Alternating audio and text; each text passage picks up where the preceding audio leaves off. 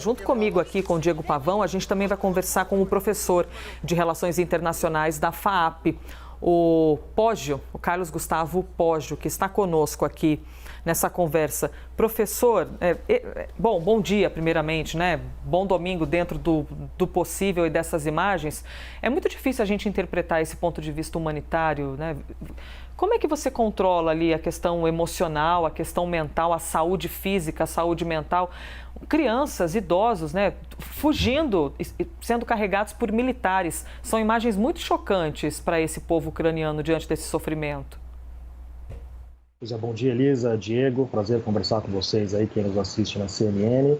Nós estamos próximos, Elisa, de ter a maior crise de refugiados desde a Segunda Guerra Mundial, né? Os últimos números que temos são de cerca de 1,5 milhão de refugiados. Para ter uma ideia, isso é a população inteira da cidade de Porto Alegre ou de Recife, né? Então imagina a cidade de Recife inteira se refugiando. É essa a dimensão do problema que nós temos em mãos agora. E a perspectiva, infelizmente, não é de melhora, porque parece que se a gente analisar como os russos têm agido nas últimas horas e mais recentemente, a gente tem visto o uso mais frequente de bombardeios, né? Bombas têm sido mais frequentemente usadas.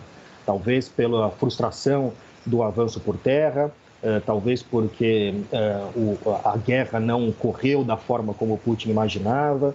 Minha impressão é que talvez os russos esperassem que fossem recebidos pelos cidadãos ucranianos como libertadores e que fosse uma situação muito mais simples. Agora, com esta dificuldade, com as dificuldades logísticas óbvias por terra, né? Uma série de reportagens e imagens que estamos vendo com dificuldades de avanço de caminhões e tanques de guerra.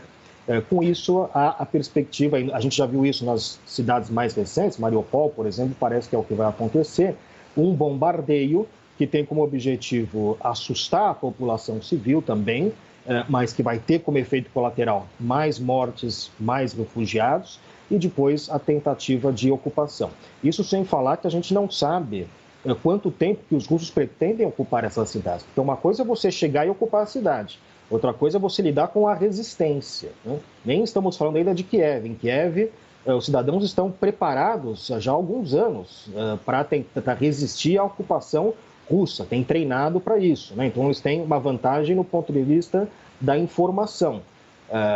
Me parece que, infelizmente, isso tudo que nós estamos vendo até agora é apenas o começo de uma crise humanitária bastante grave que a gente deve ver daqui para frente.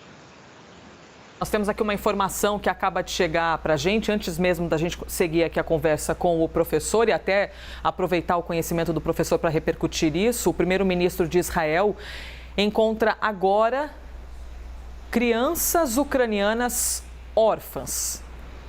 É isso mesmo, o primeiro-ministro recebendo e encontrando essas crianças. Imagem ao vivo, viu? Para você que nos acompanha aqui no Brasil às 10h20, o primeiro-ministro de Israel, então, que está aparecendo aí na tela, recebendo as crianças órfãs da guerra.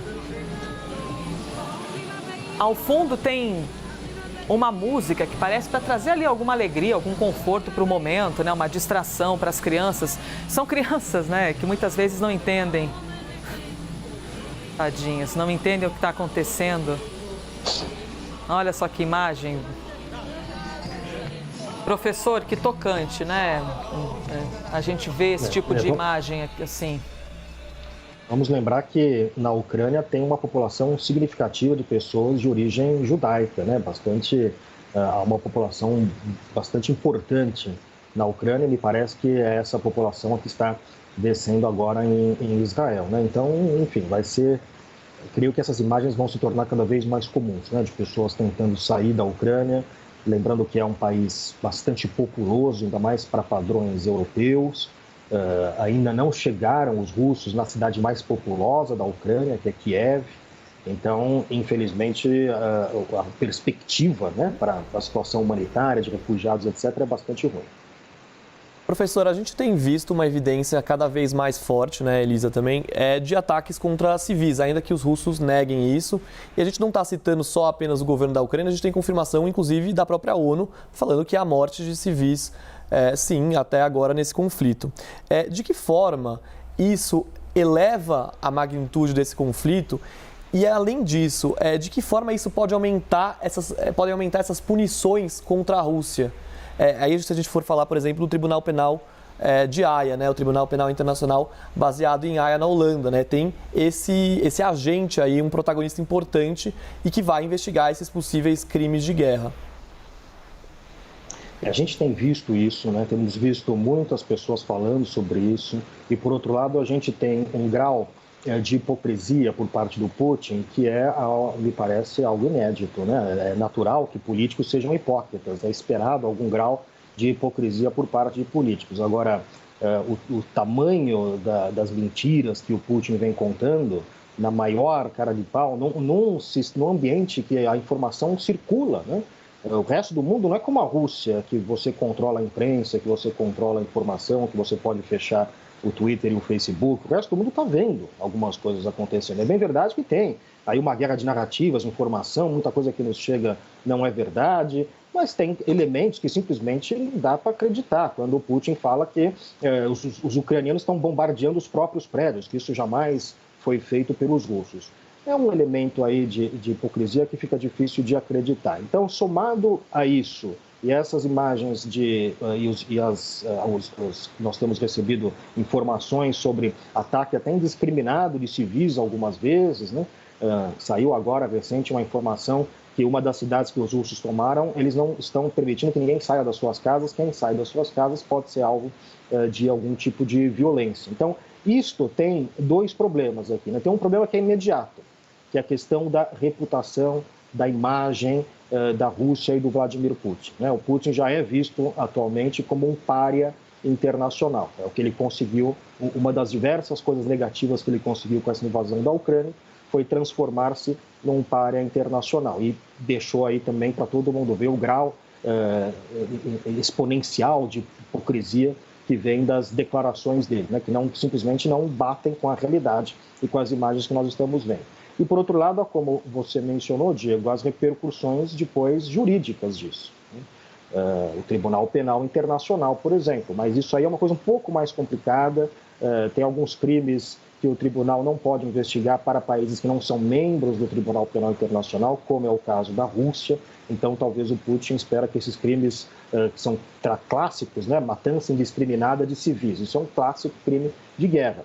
Talvez o Putin espera que isso não seja investigado, porque, além de tudo, uma das formas de você fazer uma investigação pelo Tribunal Penal Internacional, quer dizer, há três formas de você começar uma investigação. Ou é o pedido de um Estado, ou é o pedido do promotor do Tribunal Penal Internacional, ou o Conselho de Segurança também pode iniciar ou sugerir uma investigação para o Tribunal Penal Internacional. Porém, sabemos que a Rússia é parte do Conselho de Segurança da ONU e tem poder de veto, né? Então, a posição da Rússia como uma potência que tem poder de veto dentro do Conselho de Segurança limita muito, e não é signatária do Tribunal Penal Internacional, limita muito a atuação desse tribunal para a Rússia. Porém, como disse, já há um impacto imediato sobre a questão da imagem e da reputação da Rússia, e essas coisas demoram para serem novamente recuperadas, né? Quero só lembrar, para finalizar, que os Estados Unidos, quando invadiram o Iraque em 2003, eles invadiram sem o aval da ONU.